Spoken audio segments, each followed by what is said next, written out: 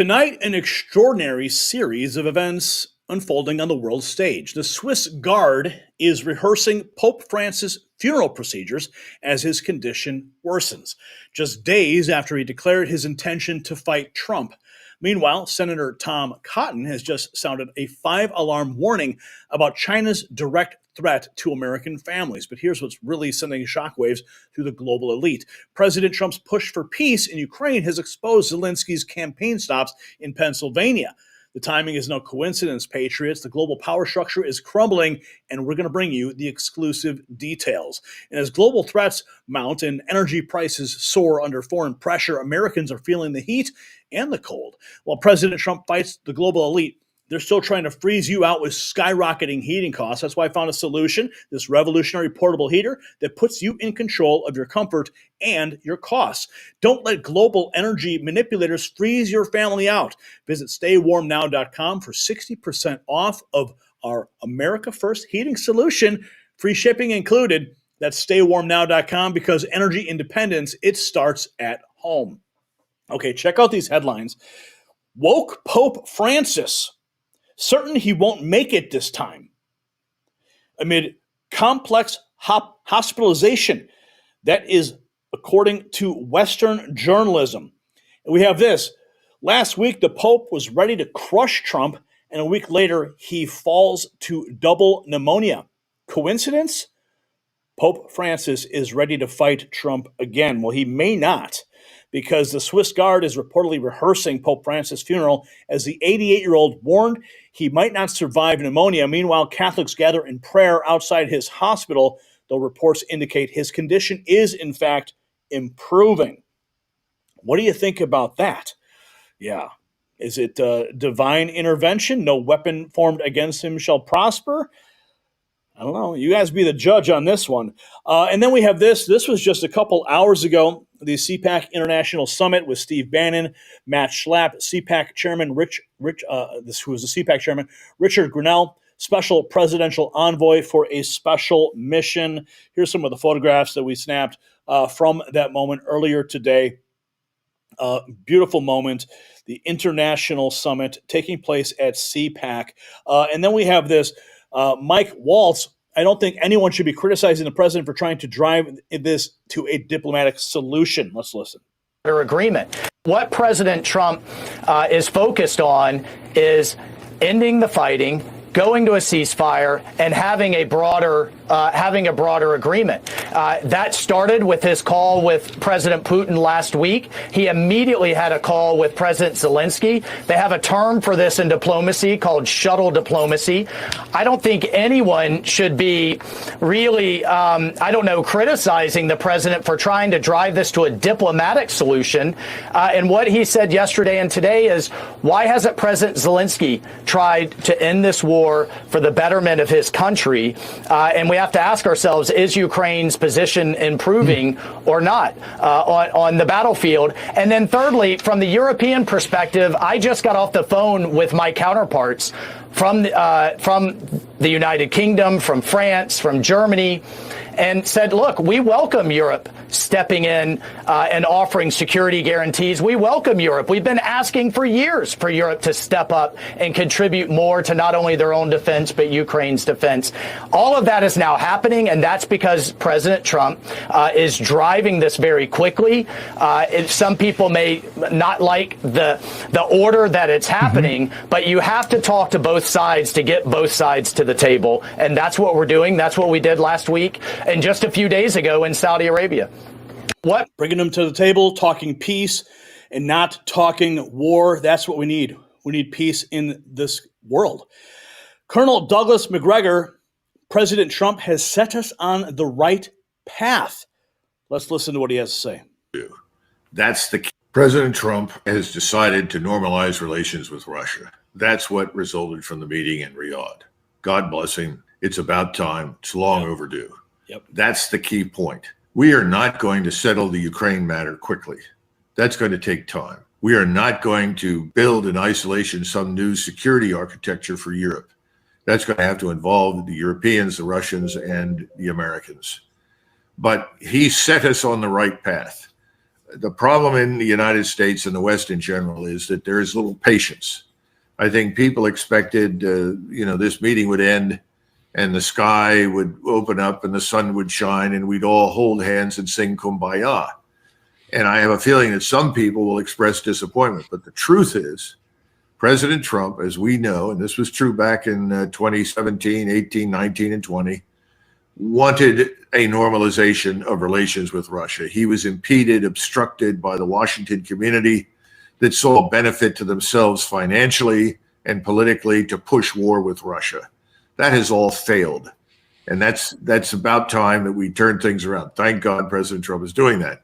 On the other hand, the ultimate outcome of all of this is not going to quite be what we would like necessarily, or even the Europeans. And that's simply because the facts on the ground with the Russians will determine what the outcome looks like. The other thing is that eventually people are going to attack Trump because of NATO and EU saying that he caused their dissolution. No, he didn't. If anything, I think you've got to argue that the dissolution of the EU has been in progress for some time. Europeans themselves are miserable. They don't like it. They want to govern themselves. They don't want to be governed from Brussels. And economically, it's been a catastrophe. And as far as NATO is concerned, that thing is dead man walking and has been for a long time, as you and I both know. It was dead man walking when I was there in 97, 98, and 99 in Europe. It takes a long time for these things sometimes to expire. None of that is Donald Trump's fault. But he's taking the right steps that are good for us and ultimately, I argue, will be very good for Europe. But they won't be good for Europe until they get rid of the people that are ruling them right now, and they will be gone soon. President. Let's go, baby.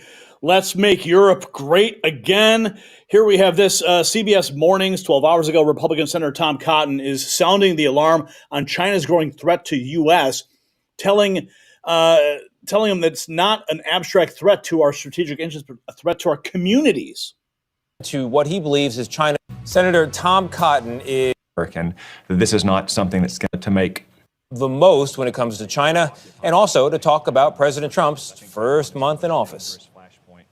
Most Americans have a justly low opinion of communist China, but I think they don't understand the full extent of the threat that China poses to our way of life, to you and to your family. And I wanted to ring the alarm bell to make it clear to every American that this is not something that's going to happen in the future or that is an abstract threat to our strategic interests, but rather is a threat in their own communities and their own families right now, here today.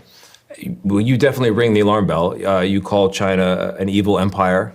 You say it wants to dominate the world, as the U.S. does today. Taiwan is key to that happening. Should America defend Taiwan if China reaches for it? Well, I think our goal should be to prevent China from trying to invade or occupy or blockade Taiwan in the first place. I think Taiwan is the most dangerous flashpoint in the world. Any kind of conflict over Taiwan will only have losers here in America and on Taiwan. It could lead to stock market crash here where Americans lose their life savings, mass unemployment, shortages on our shelves, to say nothing of the loss of thousands of American troops and hundreds of aircraft and ships. So bottom line, we need it. They want it. We can't let them have it. Yeah, and I think it's been a longstanding position that we want the peaceful status quo, that we do not want a forcible effort to change the status quo across the state. We can continue to live with it if we're strong and clear that we will not allow communist China to blockade or invade and annex Taiwan back to the mainland. Wow. We've got more to get to here in this segment. A CNN poll shows less Americans support Ukraine today compared to 3 years ago. Finally, you guys can all take down those icons you put on your Facebook profiles. Yeah, you can take those pins off too. Percent. Holy Toledo. Look at this trend line here. U.S. support for Ukraine is too much. Back when the war began, back in February of 2022, it was just 7%. Up like a rocket ship. My goodness. Up now in February of 2025 to 41%. And the clear majority of Republicans, and of course Republicans are in charge of the U.S. government now, 62% of Republicans say that the U.S. support for Ukraine is too much. What a difference from just 3 years ago. I can remember, John, all those backyards in the United States with those Ukrainian flags. Far fewer of them today, as Americans' opinions on Ukraine have changed dramatically. What about a pick? It has changed dramatically, and it's about time. Dictator MJ Truth Ultra says Dictator Zelensky basically said Trump is spewing Russian disinformation. Wow. The nation that we Zelensky said Trump has been influenced by Russian disinformation. Wow. President Trump is someone who we respect a lot as a leader of the nation that we really respect, the American nation, who supported us all the time. Unfortunately, he lives in a disinformation space. U.S. President Donald Trump has lashed out at the Ukrainian President Volodymyr Zelensky. That is after Zelensky complained about not being included in talks between the U.S. and Russia about Ukraine's future. Trump appeared to blame Zelensky for Russia's full-scale invasion in 2022. Let's take a listen. I think I have the power to end this war, and I think it's going very well. But today I heard, oh, well, we weren't invited. Well, you've been there for 3 years. You should have ended it 3 years. You should have never started it. You could have made a deal. But they chose not to do it that way. And President Biden, in all fairness, he doesn't have a clue. What he was so bad for this. He was so bad, so pathetic, so sad. Zelensky. Disinformation, huh? Really? How about truth? That's what matters, folks. That's what matters. Here's some breaking news. J.D. Vance says Zelensky will regret bad-mouthing President Trump. And, of course, 6 hours ago, we have Chuck Schumer on the Senate floor. Russia, Russia, Russia. Then acknowledge. In a Fox interview released last night, President Trump spoke about the war in Ukraine. And some of his comments sounded straight from a Russian propaganda playbook. Rather than speak the truth, rather than acknowledge Vladimir Putin's role in starting this war, President Trump amazingly blamed Ukraine for Putin's invasion. To quote the president, you should never... Now, before we continue with Schumer, I blame NATO expansionism for what happened. I've started it, he said. He was saying that to President Zelensky. This is disgusting, disgusting, after how this man has fought so hard and so valiantly. And it deliberately distorts the truth. It's just... If there's anyone that knows about distorting the truth, it is Chuck Schumer. Oh, remember this moment? Yeah, this is the moment, Mario Nafal, giving us a quick reminder. This is when Zelensky campaigned for the Democrats in Pennsylvania. September 2024, Zelensky visited the Scranton Army ammunition plant, praising U.S. military aid just weeks before the election. His visit kicked off a U.S. tour that included meetings with Biden. Here's the moment. They're literally signing bombs to be dropped on Russians. Right there. Okay. We have this breaking news. Cat Turd posting this 6 hours ago. Here's the headline. Trump, without evidence, accuses Zelensky of being a dictator without elections, echoing rhetoric from Russia. Well, Zelensky, he has halted all elections. Yeah. So there's no democracy. There's no republic in Ukraine. That is the definition of a dictatorship. But, of course, they want to call this rhetoric from Russia. Cat Turd, of course, laughing hysterically at this. And then we have Tom Cotton posting this as he was on the Mark Levin show talking about the threat of the Chinese Communist Party. Listen. You can't say about China. This book is so compelling. It's so prescient. It's so on the mark and so readable that, you know, I've cut back on the idea of bringing authors on this program unless they really this way. What is it that communist China wants? What do they want from the United States of America? Everything? Mark, that's a good way to put it. They want everything. They want to replace the United States as the world's dominant superpower, both militarily and economically. Chinese officials were pretty open about this in President Trump's first term with some of his officials whenever he was there on a state visit. They said that ultimately they want to be able to exclude the United States from the economic sphere of Asia, that they want to treat the United States like a low-cost commodity provider, that they will buy our oil and our agricultural commodities But if we don't dance to their tune, they can get those in places like Latin America and the Middle East. And that's their ultimate goal. That's why they've undertaken the biggest military buildup in history. That's why they've been waging an economic world war, especially against the United States, for the last several decades. That's why, as I say in 7 Things You Can't Say About China, they have vast influence operations inside of America, in our businesses, on our campuses, in our governments. They want to replace America as the world superpower. And not to mention the amount of farmland that they're buying up as well.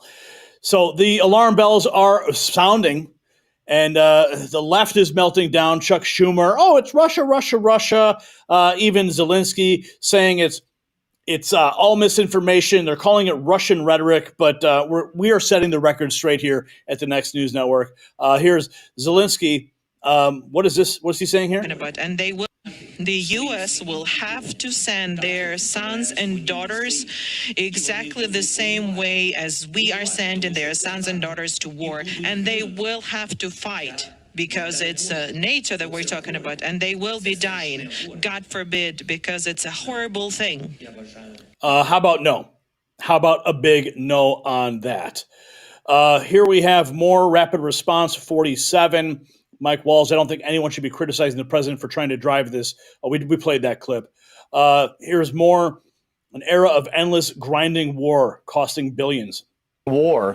Not everyone has gotten the message that the era of an endless grinding war with death and destruction on all sides, costing hundreds of billions and costing hundreds of thousands, if not millions of lives, that era is over. President Trump has been very... Not everyone has gotten the message that the era of an endless grinding war with death and destruction on all sides, costing hundreds of billions and costing hundreds of thousands, if not millions of lives. That era is over. That era is over, folks. So the connections are impossible to ignore. Pope Francis falls critically ill right after challenging Trump. Zelensky's campaign stops in Pennsylvania exposed. China's threats reaching directly into American communities. But here is what's keeping the global elite up at night. If Trump's peace initiatives are already sending their carefully constructed narratives into chaos, what other global schemes will his America First agenda expose? Are we witnessing the beginning of a massive realignment of global power? The Vatican's preparations, China's aggression, and Ukraine's desperation all point to something bigger. So what do they know that we don't? Share your analysis in the comments below and show your patriotic spirit with our exclusive MAGAvengers collection at shop.nextnewsnetwork.com.